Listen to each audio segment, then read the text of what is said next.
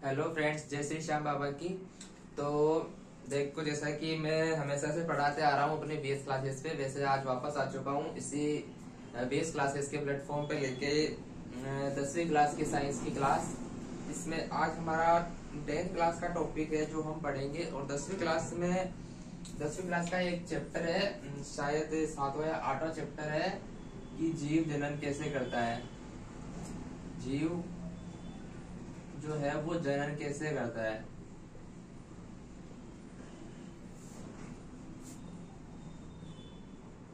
काफी important chapter है ये और काफी सवाल बनते हैं इस चैप्टर में से।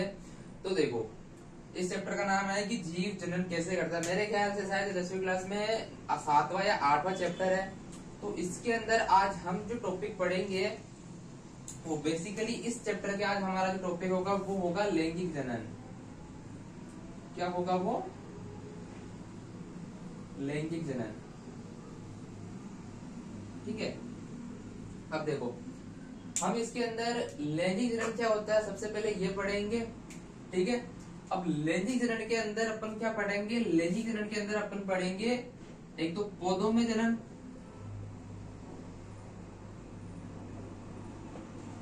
पौधों में जनन, ठीक है, और एक पढ़ेंगे मानव में जनन।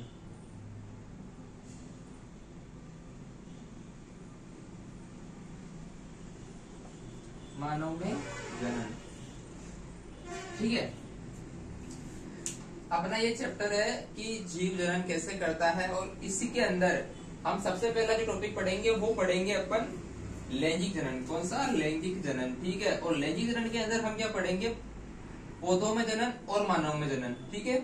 तो आज जो हमारा है वो आज हम लैंगिक जनन के अंदर पढ़ेंगे पौधों में जनन की। जो पौधे होते हैं उनमें जनन कैसे होता है, ठीक है ना, कि पौधों में जनन कैसे होता है। आज का हमारा चैप्टर जो टॉपिक है पहला ये रहेगा कि लैंगिक जनन के अंदर जो पौधे होते हैं वो जनन कैसे करते हैं, ठीक है। तो चलो अब हम अपना जो टॉपिक है और इसके बाद में इसके काफी सारे टॉपिक है जैसे विखंडन, मुकुलन, पुनरुद्भवन और एक कायिक परिवर्धन, वो हम सब लास्ट में सीखेंगे। तो लैंगिक जनन के अंदर ये बेसिकली दो चीजें हैं, मानव में जनन और क्या बोलते हैं पौधों में जनन। तो देखो अब अपन क्या पढ़ते हैं। अपन सबसे पहले जो टॉपिक है कि जो लैंगिक जनन है उसके अंदर पौधे जनन कैसे करते हैं, ठीक है। इस चैप्टर को हम यहाँ से शुरुआत करते हैं। इसके बाद में आपको मुकुलन, विखंडन और पुनरुद्भवन जैसी जो घटनाएं हैं वो आसानी से समझ में आने लगेगी। ज्यादा हार्ड टॉपिक नहीं है। अब देखो सबसे पहले हम क्या लिखते हैं? लैंगिक जनन।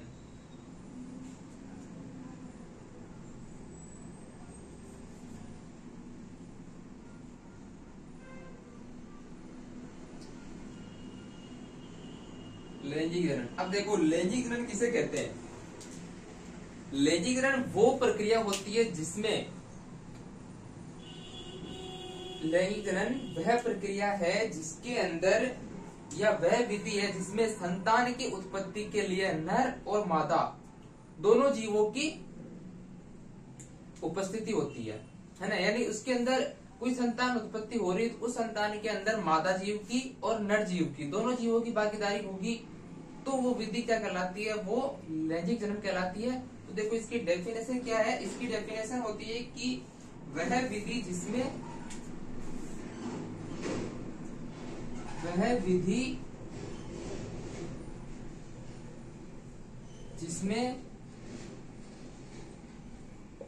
वह विधि जिसमें संतान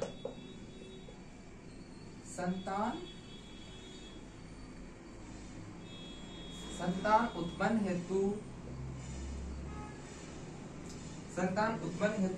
नर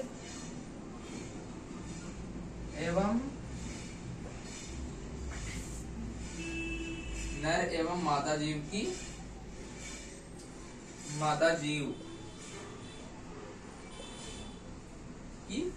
भागीदारी होती है।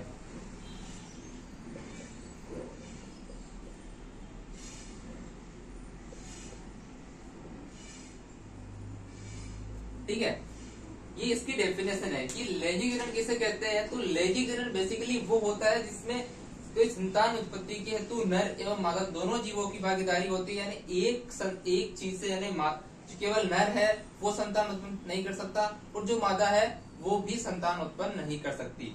इसकी सिंपल सी डेफिनेशन है ये तो ये आप नोट कर लो। और इसके बाद हम पढ़ते हैं पौधों में लैंगिक जनन की, पौधे लैंगिक जनन कैसे करते हैं। ठीक है,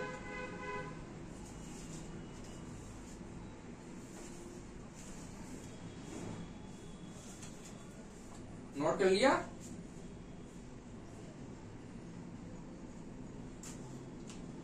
ठीक है, अब इसके अंदर एक चीज एक और समझते चलो कि देखो, तो नर से तो क्या आता है इसमें, ये चीज अलग हो गई, मैं स्टार बना दी, डेफिनेशन है। अब देखो एक चीज आती है इसके अंदर नर युग्मक। जो नर होता है वो क्या बनाता है, वो नर युग्मक बनाता है। ठीक है, और एक होती है मादा। तो मादा क्या करती है, एक तो नर युग्मक और एक मादा युग्मक।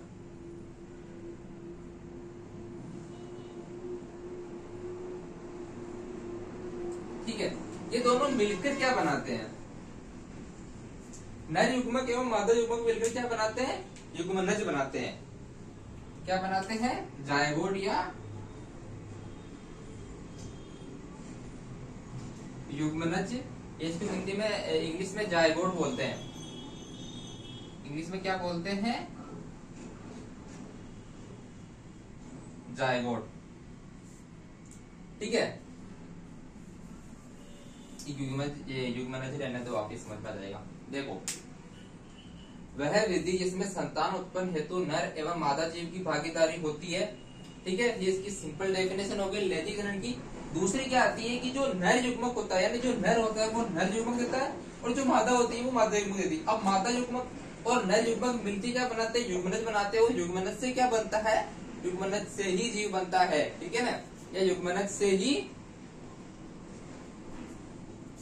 या तो युग्मनज अगर पौधों में है तो युग्मनज होगा तो क्या बनेगा, बीज बनेगा, फल बनेगा। और अगर जीवों में है तो जीव बनेगा। तो देखो मैं लिख दूं आगे कि ये युग्मनज, देखो नर युग्मक और मादा युग्मक बना मिलके, नर युग्मक और मादा युग्मक मिलके युग्मनज बनाते हैं। और ये युग्मनज ही आगे जाके क्या बनता है, यही आगे जाके क्या बनता है, जीव में जीव बनता है। ठीक है, नर युग्मक लैंगिक जनन की डेफिनेशन देखो कि वह विधि जिसमें संतान उत्पन्न हेतु, क्या, संतान उत्पन्न हेतु नर एवं मादा दोनों जीव की, मतलब जीव की भागीदारी होती है। ठीक है, अब भागीदारी में देखो, जो नर है वो नर युग्मक देगा और जो मादा है वो मादा युग्मक देगी। अब नर युग्मक और मादा युग्मक मिलकर युग्मनज बनाते हैं, यानी जायगोट बनाते हैं। और जायगोट से ही जीव बनता है। जो ये होता है ना, यही क्या बनाता है, ये जीव बनाता है। ठीक है, ठीक है, समझ में आई यहाँ तक बात, क्लियर है, इसको नोट करो। अब हम पढ़ते हैं कि जो पुष्पीय पौधे होते हैं उनमें जनन, या पौधों में जनन, लैंगिक जनन कैसे होता है। ठीक है,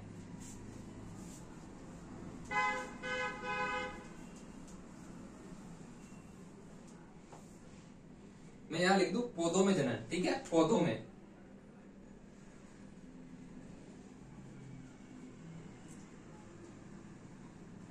ठीक है, पौधों में लैंगिक जनन।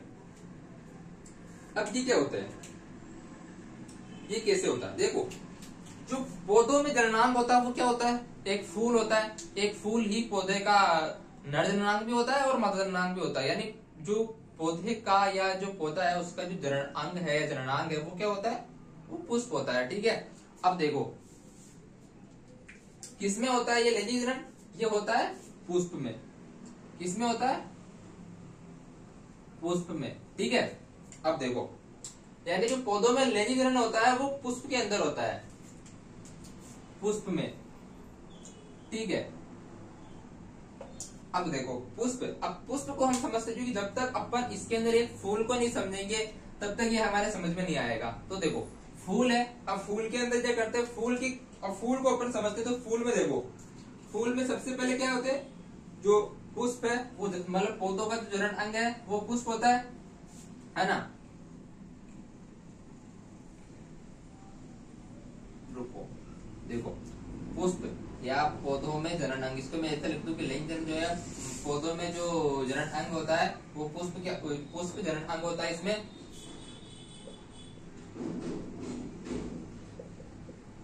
पोस्टर में लिख दो इसको, ठीक है। पुष्प क्या होता है, वो जनन अंग होता है। अब देखो पुष्प के अंदर पुष्प के कितने भाग होते हैं, याद रखना। पुष्प के यानी एक जो फूल है उसके कितने पार्ट होते हैं, फूल के 4 पार्ट होते हैं। कितने पार्ट होते हैं, 4 पार्ट। अब वो 4 पार्ट कौन कौन से, देखो सबसे पहले होता है बाह्य दल। अभी मैं समझाऊंगा बाह्य दल क्या होता है। फिर होता है दल, ठीक है। फिर होता है पुंकेसर, ठीक है। और फिर होता है स्त्री केसर।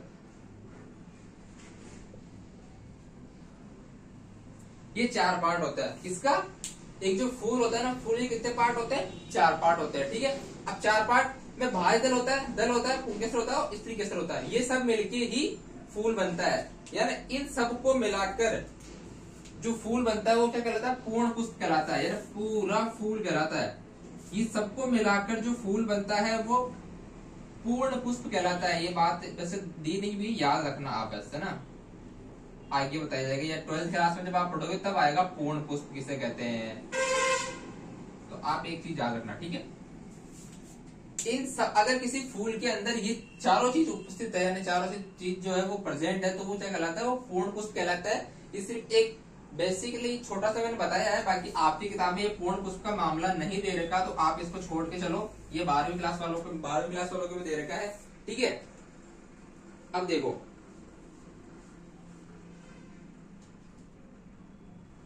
अब इसके अंदर क्या आता है कि इसके अंदर ना, यदि फूल के अंदर क्या हो, इन दोनों में से देखो, तो इसको नोट करो फटाफट कि फूल के कितने भाग होते हैं, 4 भाग होते हैं। अब थोड़ा सा अपन आगे चलते हैं, ठीक है। अभी देखो ये हो गया। अब इससे बोलते हैं कि एक डेफिनेशन है कि एक लिंगी पुष्प किसे कहते हैं और उभय लिंगी पुष्प किसे कहते हैं। देखो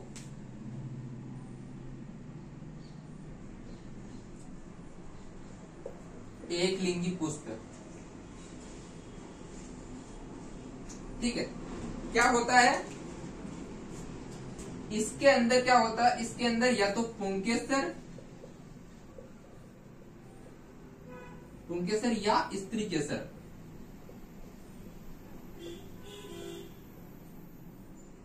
स्त्री केसर दोनों में से किसी एक की उपस्थिति।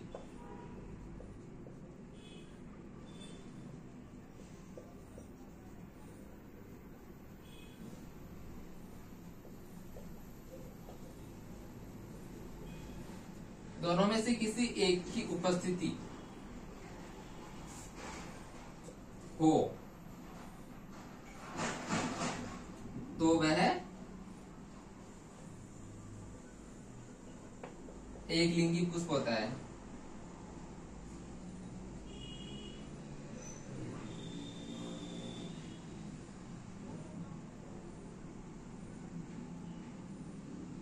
ठीक है, कि यदि एक लिंगी पुष्प किसे कहते हैं कि यदि पुंकेसर मतलब एक लिंगी पुष्प यानी फूल के अंदर पुंकेसर या स्त्री केसर दोनों में से किसी एक की उपस्थिति हो तो वह पुष्प जो है एक लिंगी कहलाता है। यानी एक फूल है उसके अंदर केवल स्त्री केसर है, केवल उस फूल के अंदर केवल स्त्री केसर ही उपस्थित है तो वह एक लिंगी कहलाएगा। या स्त्री केसर की जगह मान लो कि पुंकेसर ही उपस्थित है और स्त्री केसर नहीं है तो वह क्या कहलाएगा, वह एक लिंगी पुष्प कहलाएगा। ठीक है, अभी दूसरा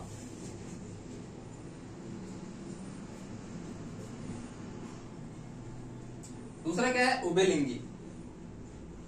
दूसरा है उभयलिंगी।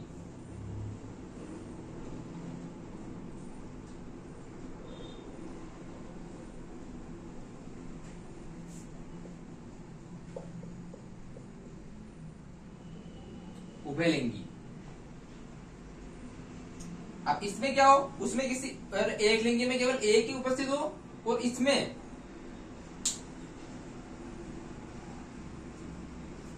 से कुछ नहीं करना, इसमें दोनों उपस्थित है। यानी पुंकेसर स्त्री केसर, उसके अंदर पुंकेसर और स्त्री केसर दोनों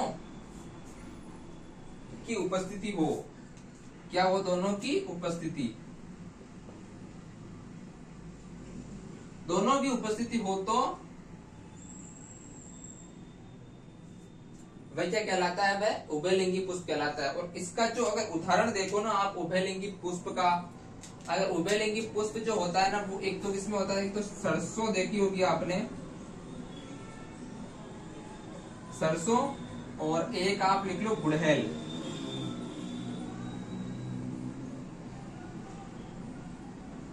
ठीक है, सरसों और गुड़हल का जो फूल होता है वो उभयलिंगी होता है, यानी उसके अंदर ना स्त्री केसर भी होता है और पुंकेसर दोनों होते हैं। ठीक है, ये डेफिनेशन लिखो।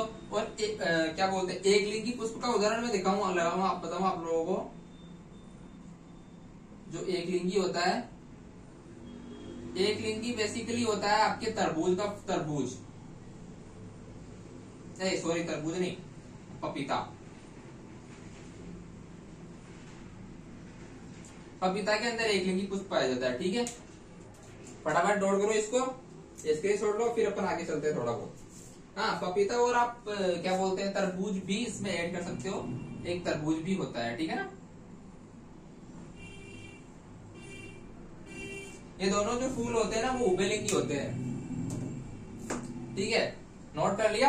अब अपन समझते हैं कि फूल उभयलिंगी और एकलिंगी कैसे होता है, और फूल की जो 4 पार्ट होते हैं वो कौन कौन से होते हैं, कैसे क्या होता है, उसको अपन एक बार समझते हैं। ठीक है, यानी अपन एक फूल बनाते हैं, एक फूल का डायग्राम बनाते हैं, फिर समझते हैं।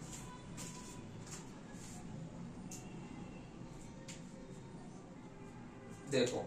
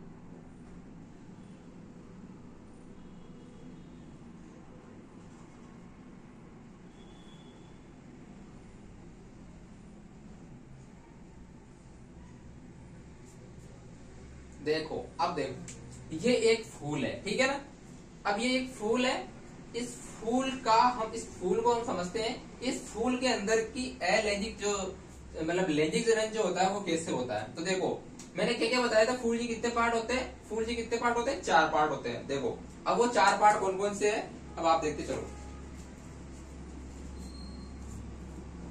देखो, सबसे पहले मैंने बताया था बाह्य दल। तो देखो, ये जो दिख रहा है ना, ये ग्रीन वाला, ये नीचे सबसे नीचे का जो होता है वो होता है बाह्य दल। अभी मैं फूल लेके भी दिखाऊंगा आपको। ये इसको क्या बोलते हैं, इसको बोलते हैं बाह्य दल। यानी जो ये दिख रहा है ना, ये जो लाइन दिख रही है ग्रीन ग्रीन पत्ता, ये वाला पूरा पोर्शन, ये वाला, ये क्या है, ये बाह्य दल है। और जो दल होता है वो कौन सा होता है, ये जो दिख रहा है ना, ये वाला, ये दल कहलाता है, या इसको दलपुंज भी बोलते हैं अपन। क्या बोलते हैं, दलपुंज भी बोलते हैं। तो दलपुंज भी लिख लो, किताबों में दलपुंज भी दिया हुआ, तो ये क्या कहलाता है, दलपुंज कहलाता है। ठीक है, और दलपुंज कहलाता है। और देखो, ये जो चीज है, ये क्या कहलाता है, ये क्या कहलाता है, ये कहलाता है तंतु, या इसको पुतंतु भी बोलते हैं। ठीक है, और जो ये ऊपर वाली टोपी है, ये टोपी कहलाती है आपकी परागकोश। क्या कहलाती है, ये कहलाती है आपकी परागकोश। ठीक है, और देखो, परागकोश के बाद में जो ये वाला ये है, ये क्या कहलाता है, ये कहलाता है वर्तिकाग्र।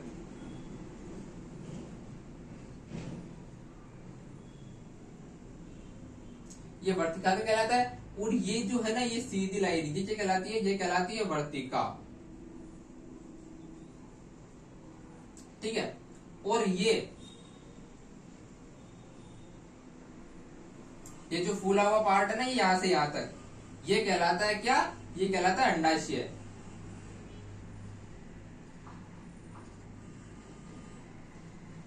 दिख रहा है ना, ये कहलाता है अंडाशय, ठीक है। और ये जो इसके अंदर एक चीज आप देख रहे होंगे, ये वाला ये चीज है, ये इसको हम बेसिकली बीजांड बोलते हैं। क्या बोलते हैं, बीजांड, ठीक है।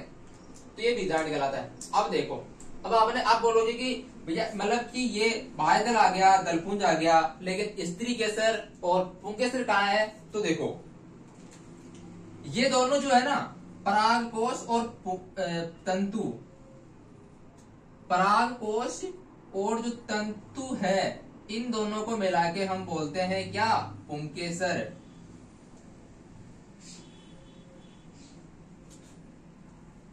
इन दोनों को मिला के हम क्या बोलते हैं, पुंकेसर बोलते हैं। यानी परागकोश और तंतु, यानी ये ऊपर वाली टोपी और ये जो खड़ी लाइन है ये मिला के इसको क्या बोलते हैं हम, इसको पुंकेसर बोलते हैं। और इधर देखो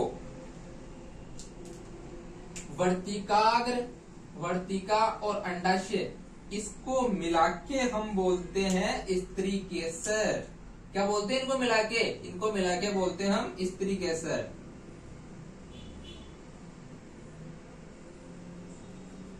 स्त्री केसर या मादा जननांग, क्या मादा जननांग, ठीक है। और इसको पुंकेसर या नर जननांग भी बोलते हैं, ठीक है, याद रखना। देखो अब चारों पार्ट आ गए समझ में।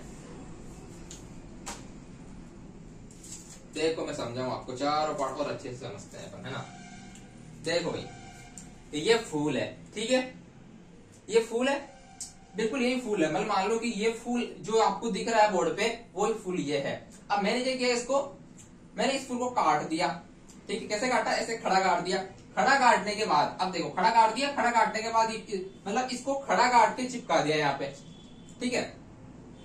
तो देखो अपन सबसे पहले जो आगे बढ़ते हैं इस फूल के अंदर, सबसे पहले चलते हैं अपन बाह्य दल की ओर। किसकी ओर चलते हैं? अपन चलते हैं बाह्य दल की ओर, इसके ओर। देखो बाह्य दल, अब सबसे नीचे आपको दिख रहा होगा, ये देखो ये सबसे नीचे ये हरी हरी पत्तियां दिख रही होगी, ये दिख रही होगी, ये है, ये है, ये हरी पत्ती, ये और ये वाली, इसको क्या बोलते हैं हम? इसको बोलते हैं बाह्य दल। ये दिख रही है ना पंखुड़ियां, एक पत्ती हो गई, एक ये हो गई, ये सबसे फूल के नीचे नीचे पार्ट जो होता है ये क्या कहलाती है? ये कहलाती है आपकी बाह्य दल, ठीक है। यानी नीचे जो सबसे पहला परत होता है वो जो कहलाता है, वो कहलाता है आपका बाह्य दल, ठीक है। देखो अब बाह्य दल हो गया। अब वही आता है, अब क्या बात आती है? अब आता है दलपुंज। क्या आता है? आता है दलपुंज। अब दलपुंज क्या है या दल क्या है? तो देखो ये देखो, ये रहा दल, ये वाला, ये हो गया ना ये दल, ये देखो ये दल हो गया, ये हो गया, ये हो गया। ये जो बाहर का पार्ट है ये कहलाता है, ये क्या कहलाता है? ये कहलाता है दल, ठीक है। दिख रहा है? ये देखो ये पंखुड़ियां लाल लाल से दिख रही होगी, ये क्या कहलाता है? ये कहलाता है दल, ठीक है। और ये सबसे नीचे जो है ग्रीन वाली, ये कहलाता है आपका बाह्य दल, और ये जो है पूरा ये कहलाता है आपका दलपुंज, ठीक है। अब इसको अंदर जब काटेंगे तो एक सीधी ऐसी संरचना मिलेगी हमें। इसके अंदर क्या होगा? इसके अंदर बीजांड होगा, क्या होगा? बीजांड होगा, और अंडाशय होगा, अंडाशय के अंदर बीजांड होगा, और सीधी नली होगी, ठीक है। अब इसके अंदर क्या होता है? देखो फूल समझ में आ गया कि ये परागकोश होता है, तो परागकोश और तंतु को मिला के पुंकेसर कहते हैं, और बाह्य दल समझ में आ गया होगा, ठीक है। और दल समझ में आ गया। वर्तिका क्या होती है? वर्तिका क्या होती है? अंडाशय क्या होता है? ये मर्दनांग के पार्ट होते हैं, और पुंकेसर के पुतंतु और परागकोश मिलके क्या बनता है? पुंकेसर बनता है, ठीक है। अब अपन इसको थोड़ा सा आगे चलते हैं और अपन इसका जो निषेचन कैसे होता है वो प्रोसेस समझते हैं, ठीक है। देखो मैं मिटा दूं इसको, इसका फटाफट से स्क्रीनशॉट ले लो। ले लिया? चलो आगे बढ़ते हैं। मैं कुछ चीजों को मिटा रहा हूं जो अपने को अब उनकी अपने को जरूरत नहीं है।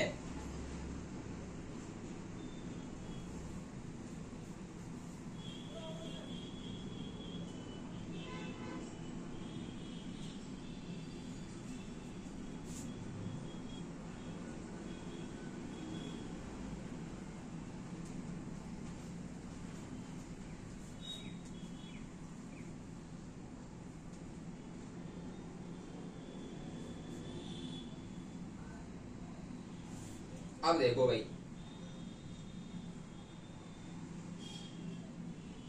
अब ये दिखा रहा है कि अब एक मतलब अपन समझते हैं कि कुछ जो पौधे होते हैं उनमें जनन कैसे होता है। ठीक है,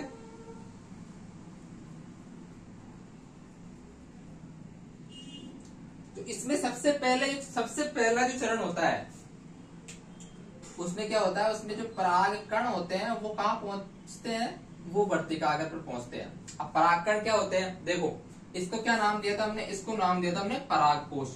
अब इस परागकोश के अंदर क्या होते हैं, बहुत सारे असंख्य परागकण भरे हुए होते हैं। ठीक है, जब ये परिपक्व हो जाता है, यानी जब ये परिपक्व हो जाता है तो देखो इसको अलग ही बना के समझते हैं अपन, है ना। देखो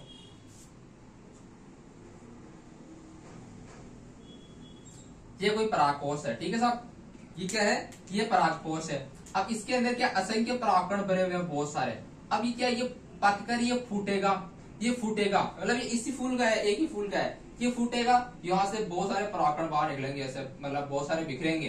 अरे कोई थैली को ऊपर फोड़ते हैं ना, किस थैली के अंदर हमने पानी भरा और उसको फिर फोड़ा, मतलब पानी भर के हवा में पूरी पानी भर के उसको फिर फोड़ा, तो कैसे छींटे उछलते हैं इधर उधर, वैसे ही इसे छींटे उछलते हैं। और इसमें से एक परागकण क्या होता है, वो यहाँ आके गिर जाता है, मतलब यहाँ पे आके ये परागकण गिर जाते हैं। ठीक है, फिर इससे क्या होता है, इससे एक ये परागकण जो इसका कण है वो यहाँ से होता हुआ, यहाँ से इस नली के अंदर से होता हुआ वो कहाँ पहुंचता है, वो यहाँ पहुंचता है। ठीक है, वो यहाँ पहुंचता है। अब यहाँ पहुंच के वो क्या करता है, यहाँ पहुंच के नर युग्मक है ये क्या होते हैं, नर युग्मक होते हैं। ये परागकण क्या होते हैं, नर युग्मक होते हैं। ठीक है, यानी इसको मैं नाम दे दूं यहाँ, तो ये नर युग्मक होते हैं। ठीक है, और इसके अंदर क्या होता है, इसके अंदर मादा युग्मक होते हैं। क्या होते हैं, मादा युग्मक।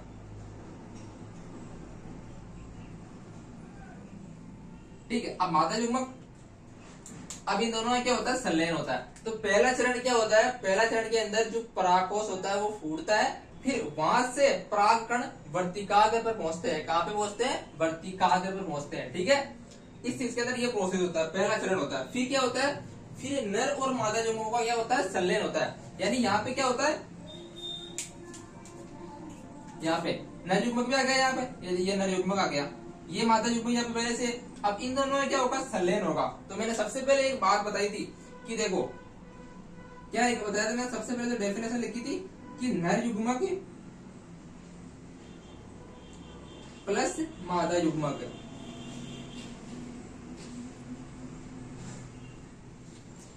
आपस में क्या करते हैं, जुड़ते हैं या संलयन करते हैं।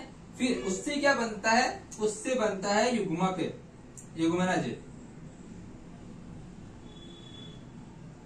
क्या बनता है उससे, उससे युग्मनज बनता है। ठीक है ना, ये मेरे सबसे पहले तो पहला प्रोसेस क्या है, पहले प्रोसेस के अंदर जो पहला चरण होता है पुष्पों में लैंगिक जनन का, उसमें क्या होता है कि परागकोश जो होता है वो फूटता है, फूटने के बाद परागकण निकलते हैं और परागकण क्या करते हैं, वो इसके ऊपर मतलब क्या बोलते हैं, वर्तिकाग्र पे पहुंच जाता है। वर्तिकाग्र से कोई परागकण अंदर जाता है, उस नली से सीधा अंदर जाता है, और अंदर जाने के बाद में यहाँ पे मादा युग्मक जो पहले से मौजूद होता है उसका और जो नर युग्मक उन दोनों का क्या होता है, वो आपस में जुड़ते हैं, संलयन होते हैं, और संलयन होने के बाद में वो क्या बनाते हैं, वो युग्मनज बनाते हैं। और युग्मनज क्या करता है, बाद में बीज या फल में परिवर्तित होता है। क्या होता है, बीज या फल में परिवर्तित होता है। ठीक है, समझ में आ गया। अब देखो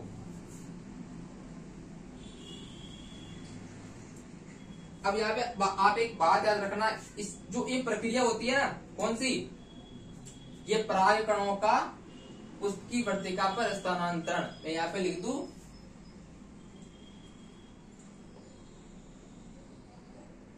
पराग कणों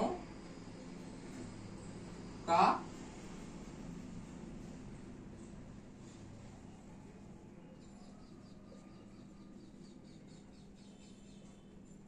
वर्तिकाग्र पर स्थानांतरण क्या कहलाता है? ये परागण कहलाता है, परागण कहलाता है।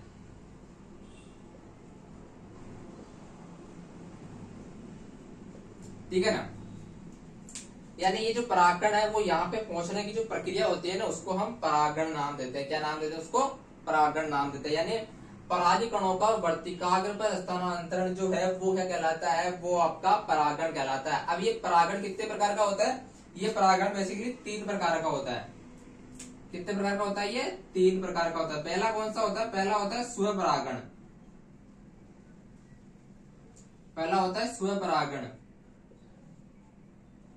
ठीक है। दूसरा होता है सजातीय परागण,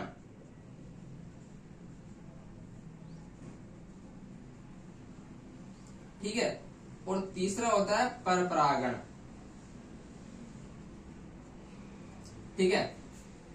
अब स्वपरागण इनकी डेफिनेशन आपकी किताब में नहीं दे रखी है। बेसिकली आपको सिंपली इनको याद करना है कि कितने प्रकार का होता है, बाकी आपको इतना डीपर नहीं पूछा है, क्योंकि ये प्रोसेस आपको 11वीं या 12वीं क्लास में देखने को मिलेगी। स्वपरागण क्या होता है, सजातीय परागण क्या होता है, परपरागण क्या होता है, ये आपको 12वीं क्लास में देखने को बाद मिलेगी, ठीक है। तो देखो पहला चरण क्या होता है? पहला चरण की जो प्रक्रिया होती है वो परागण कहलाती है। और दूसरा चरण जो होता है वो युग्मक मादा और युग्मकों का, मादा युग्मक और नर युग्मकों का संलयन होता है और युग्मनज बनता है, ठीक है। ये पूरी प्रोसेस होती है किसके अंदर? पुष्प के अंदर, जो लैंगिक जनन होता है उसके अंदर, ठीक है। इसको फटाफट नोट कर लो।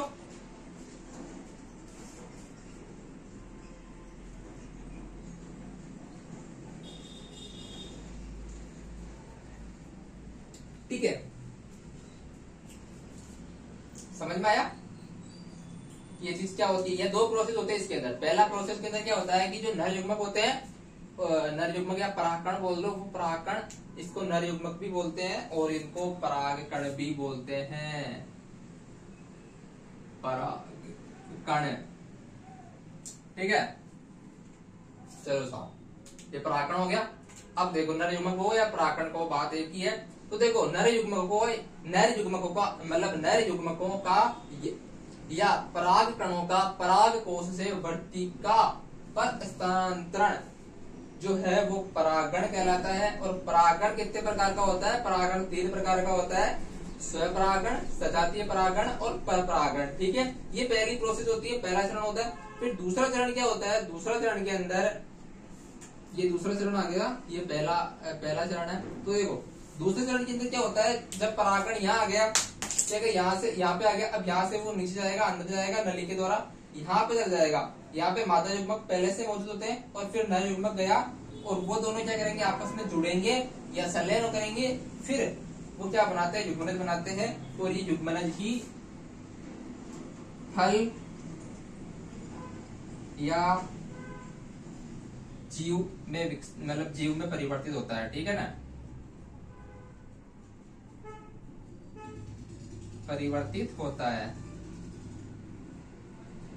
ठीक है ना। बेसिकली आपके प्रोसेस जहां तक दी हुई है, तो यहाँ आपको मतलब नर युग्मक और मादा युग्मक का संलयन होगा और युग्मनज बनेगा, ठीक है। ये आपके अंदर क्या पुष्पों में जो पौधों में जो परागण होता है उसके अंदर दी हुई है। अब जो अपना नेक्स्ट टॉपिक होगा इस वीडियो के अंदर, इसकी चैप्टर के अंदर जो अपना नेक्स्ट टॉपिक होगा वो हम क्या पढ़ेंगे? वो पढ़ेंगे, अभी तो हमने किसमें पढ़ा? मतलब पौधों में लैंगिक जनन पढ़ा। अब हम पढ़ेंगे मानवों में या मानव में लैंगिक जनन, ठीक है। इसको आप फटाफट नोट कर लो या स्क्रीनशॉट ले लो। ले लिया? वेरी गुड, बहुत अच्छे, बहुत होशियार हो आप तो होते यार, ठीक है ना। अब देखो आज की ये वीडियो अपन यही खत्म करते हैं, क्योंकि काफी लंबी हो जाएगी और फिर सारा मिक्स हो जाएगा कि पुष्प जनन मतलब पौधों में और मानवों में दोनों मिक्स हो जाएगा। तो अपने को मिक्स नहीं करना है, अपने को मिक्स वाली सब्जी नहीं बनानी है, अपने को केवल एक ही प्रकार की सब्जी खानी है, ठीक है। तो अपना जो अब नेक्स्ट टॉपिक होगा इस चैप्टर के अंदर वो क्या होगा? वो होगा मानव में। पहला तो होगा मानवों में जनन, मानव में लैंगिक जनन, ठीक है, इसी चैप्टर के अंदर। ठीक है। फिर इसके बाद हम पढ़ेंगे विखंडन। क्या पढ़ेंगे इसके बाद? इसके बाद हम पढ़ेंगे विखंडन, ठीक है। और इसके बाद हम पढ़ेंगे खंडन, जो कितना जीव नाम है, विखंडन, खंडन, है ना। और खंडन के बाद में हम पढ़ेंगे पुनरुद्भवन,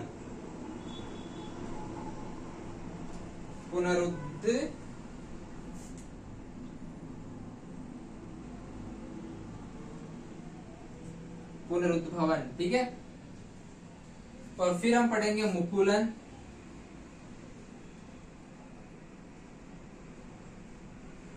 और फिर अपना एंड का टॉपिक होगा वो होगा कायिक प्रवर्धन। कायिक प्रवर्धन को बेसिकली क्या बोलते हैं? अलैंगिक जनन भी बोलते हैं। कायिक प्रवर्धन,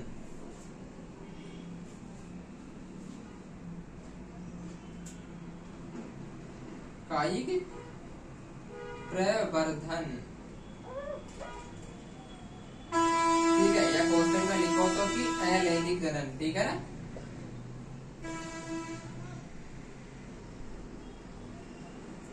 अलैंगिक जनन, ठीक है।